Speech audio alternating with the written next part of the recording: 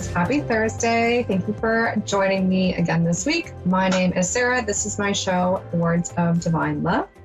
I've been having a lot of new people lately. I'm going to take a moment to say what it is that I do, because if you've not watched me before, it can seem kind of weird. So I'm a channeler. So as soon as I go live, I'm already ready to go. I'm already channeling, and everything I say really is the message, even if it seems like it doesn't make sense. It resonates with somebody, and it may resonate with you in a strange way. So pay attention, even if it seems like I'm talking about nothing. If I'm saying it, it's part of the message. So let's see. So we have a lot of stuff going on. We have the full moon eclipse tomorrow, which is, so I've read, going to be the longest full moon. It's going to take something like 3 hours and 28 minutes for the eclipse to happen. It's just a partial eclipse. It's not a full eclipse. I'm not sure if I'm going to be able to see it where I am, but I'm hoping to be able to. So with eclipses is literally like endings of things, right? It's endings of life cycles. It's closing out of relationships, situations, jobs, things that's no longer serving you are getting shut down. Like if things have been blowing up for you lately, it's been blowing up for a reason, so that you could take a look and know what that you needed to surrender at this time, right? Because we're being asked to release a lot of different stuff right now. But with eclipses, it's like, even if you don't want something to be eclipsed, like let's talk about a relationship, for example. Let's say you're trying to hold onto a relationship, and that relationship, it's not for your highest good, and you know it's not for your highest good, and it's something that's going to keep you really from being able to reach the potential that you want, right? It's not what's meant for you. But you're kind of hanging on to it. It's like eclipse season. Eclipses will pull that stuff out and make it super obvious too. For some of you, it's like you will have no choice. Like that will just be over, and you need to let it be over, right? So when eclipses bring forth endings and closures of something, you need to let that close. It's not meant for you anymore, right? And sometimes it's hard, right? And we can't see that what's coming for us is something that is bigger and better. So eclipses happen so that we can close out these things, so that we can make room for the new things, the new manifestations that we've been creating for ourselves, right? That spirit has ready for us.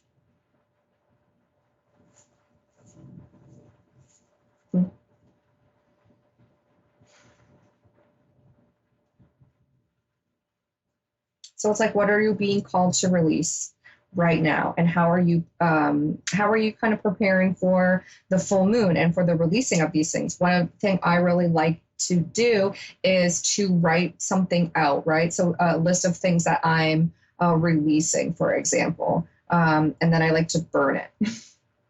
Right? So I do a burning ceremony, and I burn that, and I just release it out into the universe. I take all of those things. I give all of those things I want to release, my worries, my concerns, I give them to the universe. And that's kind of my ritual with that, right? So it's like, what do you want to release? Journaling is a great way to do so. You don't necessarily have to like burn your paper, but writing things out, what you want to release. What's your manifestation for the next cycle, right? Because we're, pardon me. Right, we're closing out an eclipse cycle. We have a solar eclipse. Spirit's going so fast. We have a solar eclipse also coming up on the new moon, December the 5th. So we have a lunar eclipse right now, and then we have a solar eclipse coming up right after, which is also with new moon.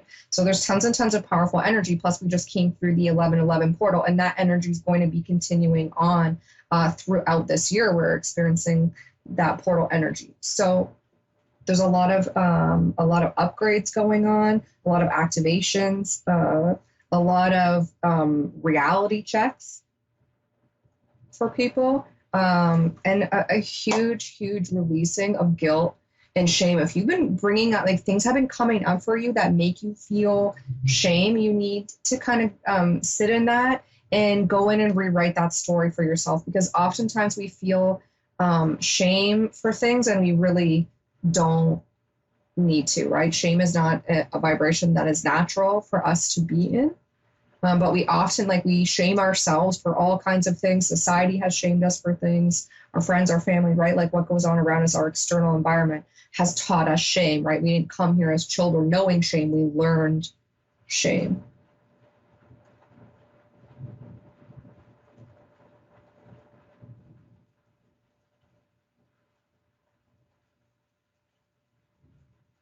Especially for women, this is a huge, I'm being reminded of the story of Adam and Eve, right? Like Eve takes the apple and Eve is shamed for that, right? So women carry, according to the Bible, the burden of the creation of shame, right?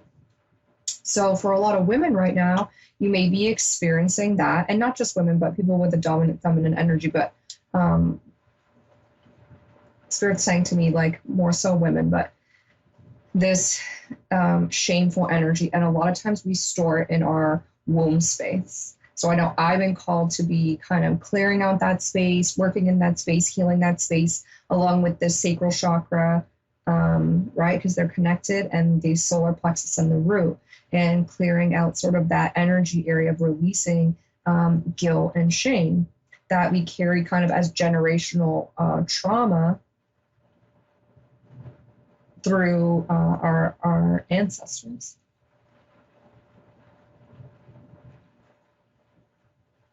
So if you've been feeling that, now's a good time to release that for yourself, right? Work towards releasing shame for yourself and empowering yourself. That's super important, right?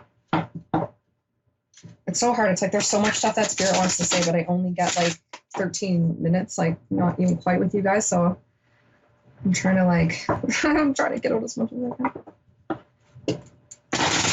We're going to sum it up into a couple cards. No, not this stuff, right? I don't feel like this stuff either. This one? Or... Okay. This next card to shuffle.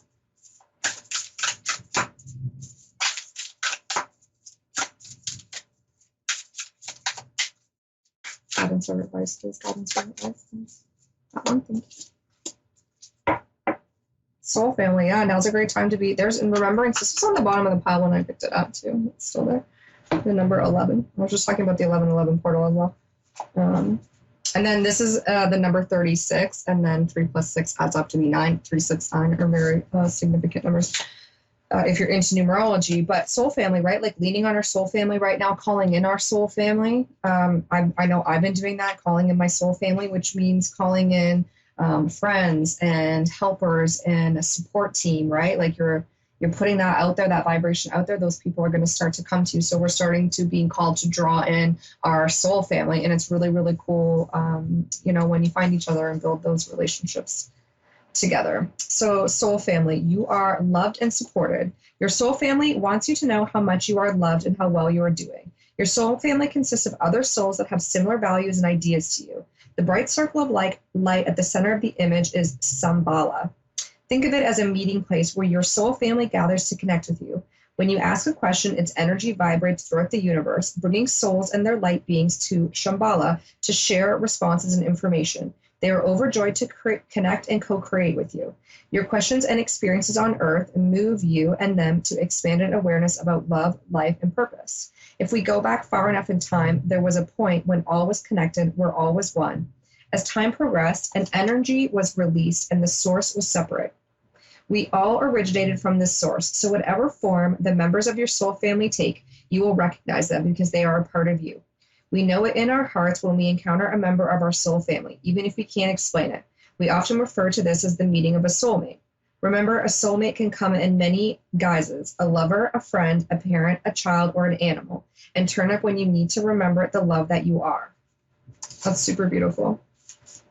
If you like to journal, you can ask your soul family for significant information for you. Put your pen to paper and write the first thing that comes to your mind.